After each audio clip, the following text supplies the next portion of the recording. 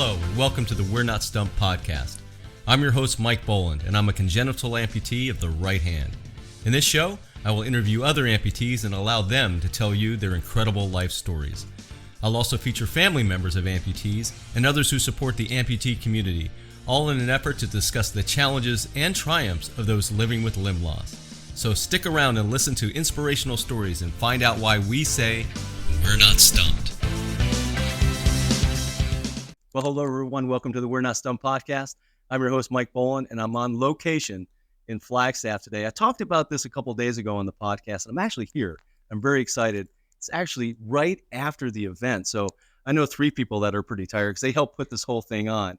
We're at Northern Arizona Disabilities Resource Fair. Yes. And we're having a good time doing it. Like I said, they are definitely tired because they helped put it on. But I'm going to let them introduce themselves. We'll start with you. Hi, I'm Irene Davis, and I'm here as an exhibitor representing the Down Syndrome Network of Arizona and our satellite group here, which I am founding, DS Connects Northern Arizona, and we support families and folks with Down syndrome. Happy to be here. Thank you for being here. Fantastic. And we're having a little microphone sharing, but we're going to have fun. No, I was asking for the hand sharing earlier. They weren't into it, but that's fine. My name is Sarah Dorman. I helped put on this event, and I work with a few different organizations, but today I represent Care for the Caregivers as we are a co-sponsor of the Northern Arizona Disability Resource Fair. And I'm Susan Purrington. I'm the executive director of a nonprofit organization called Welcomed Here. We help small businesses and organizations become more inclusive through free workshops and trainings. Excellent. I want to talk about Care for Caregivers because that's one of the ones that I read. I read about everything before. I think there's 30 different exhibitors here, but that's pretty interesting to me because when it even comes to the limb loss community, and I was born like this, so it might be a little different, but the limb loss community has the same types of things that happen. There's caregivers within that community. Mm-hmm. Can you talk a little bit about what you do at that organization and how you help? Absolutely. I am the representative for Northern Arizona. It is a statewide organization, much like Down Syndrome Network. And we provide support for those raising children with disabilities and just supporting the caregivers, making sure that they are connected to their community. We put on special events. We have support groups statewide. There's virtual events as well. There is counseling that can also be taken advantage of. So we're there to support the caregiver. We do caregiver only events, trying to find who you were before you started caring for somebody else is a really important piece too. But as a caregiver, a lot of times it's very lonely, isolating, and we just want to bring people out and feel the connection and community. Yeah, I tell you, I've had a few caregivers on my podcast, and that is the unsung hero, basically, of the whole, at least within the limb loss, is that I would imagine in any type of setting, that's exactly how it is. Yeah, I feel that it's that way regardless of if you're raising a child with a disability, which is what we focus on. But I know for my parents, as they were caring for their aging parents, and it can go across the gambit. And caregivers, we're generally family members, and we give of ourselves, and we don't expect anything in return. But in a lot of times, we burn out. You know, it's very wearing, very tiring. They've done some pretty significant studies on how it affects the person who doesn't have the disability or doesn't have the need for the care, but we push ourselves really far. And for the people that are listening to the podcast, I'm going to have it in the description, but I believe it's Care for Caregivers with the number 4.org. Is that correct? Yeah, Care for the Caregivers. Careforthecaregivers.org. And we do have a Northern Arizona chapter. And we meet the third Wednesday of each month. And then we try to do different meetups throughout the year. I have, coffees, or we work with High Country Adaptive Sports to do local event days, kayaking, skiing, and trying to pull out the community to support each other. And as far as your involvement with what was going on at the resource fair, I know you did quite a bit here. She asked me to lend a hand. I said, no, I gave it the office, but all of you did, because I saw all of you at different desks, different tables representing your organizations. What did it take to bring all this together and make this happen?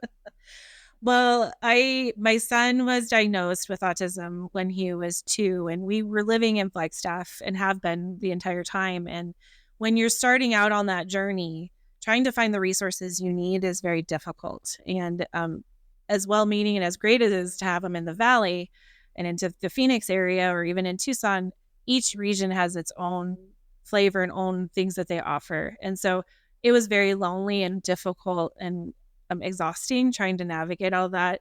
And so I think it's always been in the back of my mind to try to pull together the community here, to bring those resources that are Northern Arizona specific. And so when a friend and I, we had started a support group, and Care for the Caregivers came alongside of us and supports us as well. So we kind of merged together. And she's the founder, Michelle, she was like, do you guys have a resource fair in Northern Arizona? And so she asked the question first. And then I said, I don't know, I'll ask. And so I asked the question, and Sarah Clancy at IHD, Institute for Human Development at NAU, saw my question and said, well, I think we can help. And I am so grateful. They jumped in. They're really great at pulling together events like this. They have a big one every June in Phoenix. And they have a resource table. They have speakers and events, and so they lent their expertise to this to bring Northern Arizona specific services, and that's what we really tried to focus on. Absolutely, it was fantastic being down there. It was really fun. Kudos to everyone who helped put it on. I know it was a big undertaking to do that. Let's talk about who you're representing. I'd love to learn more about your organization. Well, my organization is a bunch of volunteers who provide their expertise through trainings and workshops about physical and social inclusion. We do one-on-one consultation work with organizations. So if they have just one specific challenge they're looking to think differently about, then we come in and work with them on that. We've created some custom trainings on specific topics for employees, specifically employees who are direct service individuals with the public. And then we have an 8-month training program for organizations that want to be welcomed here organizations and get a designation to show to the world or wherever they are that they are an inclusive organization, and hopefully the audience that they're targeting for their services, goods, whatever, can see that and feel better about where they are going in and being So served. if there's an organization that wanted to be part of what you're talking about, how do they find your organization? They can go to welcomedhere.org, and it's welcomed with a D, so welcomed here.org. And we have signups forms, interest forms. You don't have to actually sign up, but just indicate an interest in what we do, and then we follow up. What's your biggest challenge right now as you look forward and how you want to continue to serve the community? As welcomed here, our biggest challenge, we provide all these services for free. And so then on the back end, making sure we have enough funds to support our free services. So that is one of our biggest challenges. We are year 3 of our organization as well. And so getting our name out and really having people know that we're a resource for them, either right here in Flagstaff or all across the nation. It's just getting the word out. So thanks for having me on the podcast for that too. Well, thank you for being here, because as I told you earlier, I think that was from personal experience, and employment especially was one of the challenges I always had. So when I see those types of initiatives, I always like to do whatever I can to help. So please let me know what I could do in the future. Now we're going to play a little trick here with the microphone, because it's going to go all the way back over here. But I'd like to learn a little bit more about what you do. Sure. So we are the Down Syndrome Network of Arizona, and we support families and individuals with Down syndrome, and we provide community resources.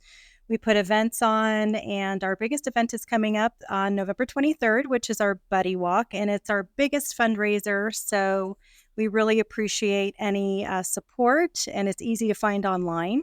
And I am starting a satellite group called DS Connects Northern Arizona.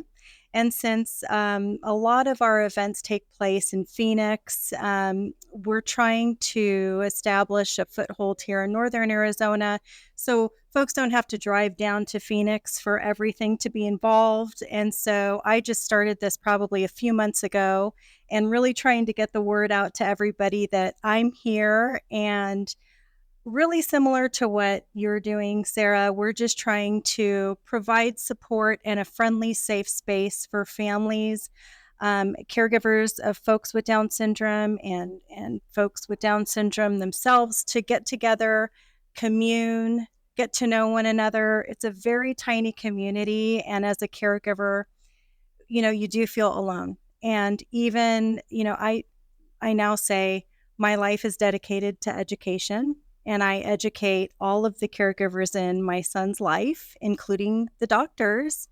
And so it's a big undertaking. And while there's a lot of satisfaction and joy, there is a lot of emotion and frustration and anger and rage.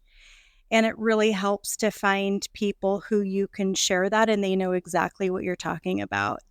So this is an amazing resource, Sarah, and what you do for our community, which I need to show up and go to a meeting and participate. I keep saying I will, but as a caregiver, I have to make the time for myself to do that and give myself that and go get together with other women. So I appreciate what you do, and that's what we're doing.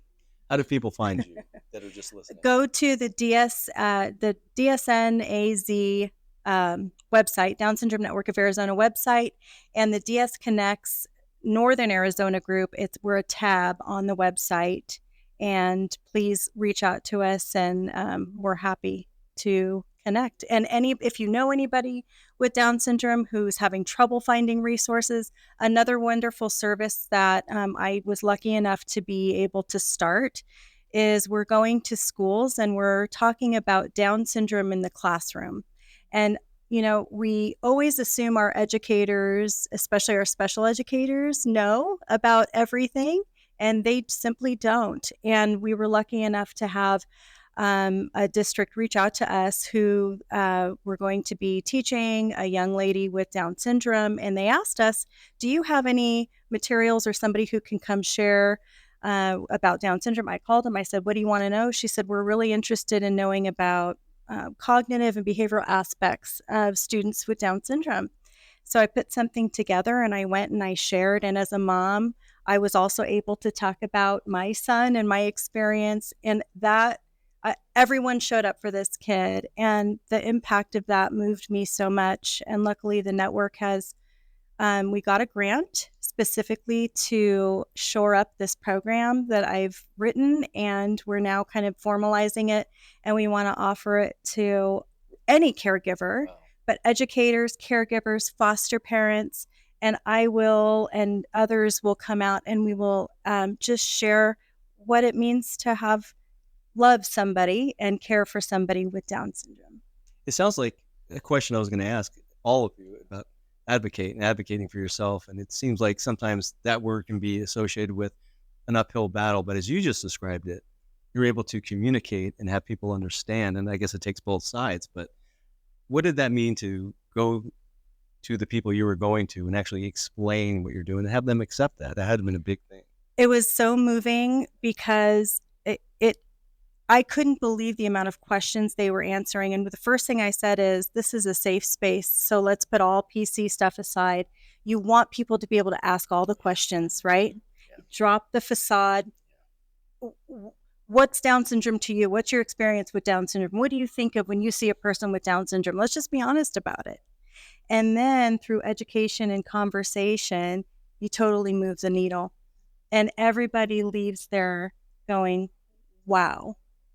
So it's just through conversation and my own firsthand experience. I always say, I didn't know one single person with Down syndrome my entire life until my son was born, right? It's a small community.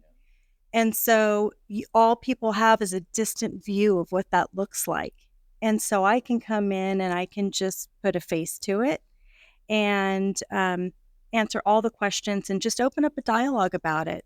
So it's incredibly moving to be able to do that and have people who are actually receptive to it. And I was so impressed that they called us asking for it. Wow. Two-way street there to a certain extent. Yeah, absolutely. The communication is so important. But so is an event like this. And I want to turn it back to Sarah real quick, because I know there's going to be another event in June. You talked about it a little earlier. Yes. When in June, and where is that going to be? I don't believe they have the date set yet. The Institute for Human Development with NAU will be putting that on. And like I said, it's every year. Usually it's the first week in June. And they have, different tracks that they do. Last year, I know they had one for adults or caregivers that have developmental disabilities, and they have a track of, how to serve that population, what it means in there. They have an education track. They have ones for professionals. And so they have a lot of different information that they do over 2.5 days. Sometimes it's early intervention. They just try to hit, they do a lot. They do a lot of research and early intervention on the reservation called Growing Beauty is one of the programs that they have. I encourage anyone to go to their website and see all of the programs that they do. And you can also, they'll have updates about the conference that, there as well. So they'll have updates on IHD. Is it -nau.org? I think I can't remember. But it's a great conference. I got to participate, and they do have a bunch of vendors there as well, much like it was today. So they'll have, not only do they have the tracks for learning, but they have the vendors to connect with as well. And that's usually the first week of June, somewhere down in the greater Phoenix area. So just watch out for that. Watch out for the dates. Yep. Well, I just want to thank all of you for taking the time to be here. I know that you represented your certain different organizations, and you did a lot to actually put this on. It's great. I feel honored to be here. And I'll tell you, all the people that I met today were so open and kind, and there was so much information. One thing I'll say about it, being of a certain age and of a certain, having a certain amount of hands, these things weren't available to me when I was younger. And when I see what's going on now, it just makes me feel so good about the way things are moving. And it's because of people like all of you that are making it happen. So thank you all for being a guest. I add to that? Because I just want to compliment NAU and their disabilities program. And I have been blessed enough to be able to tap into the student body here, and they care for my son. But NAU and their disabilities program and what they're doing is absolutely amazing. Please get online and support it. And they make such an effort. In fact, they have a teacher with Down syndrome, a co-teacher here in the IHD program. His name is Justice, working with John Schaefer. And I think that's so outstanding. And I really want to give props to NAU. Thank you for doing that, because, by the way, I have 2 girls that graduated from NAU. We love this organization. Sabrina and Brianna are my daughters. And I want to thank Rachel Simakonda. Am I saying it correct? She's around the corner. She introduced me to all these fine people. She introduced me to this event. But again, thank you for spending the time to be on the We're Not Stumped podcast. I really appreciate it. Thank you, Mike. Thank you so much. This has been great. I appreciate the time that you're giving to us as well.